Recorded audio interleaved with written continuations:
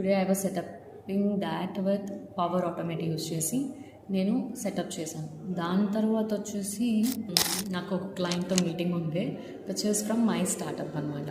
So అది కూడా క్విక్గా 5 minutesలో మాట్లాడా, బట్ క్లయింట్కి టైం లేదంట. సో ఆ క్లయింట్ పెట్టేశారు అనమాట. ఎందుకంటే ఏదో వైఫై ఇష్యూ వచ్చింది వాళ్ళ కంపెనీలో. ఇవన్నీ సిలి.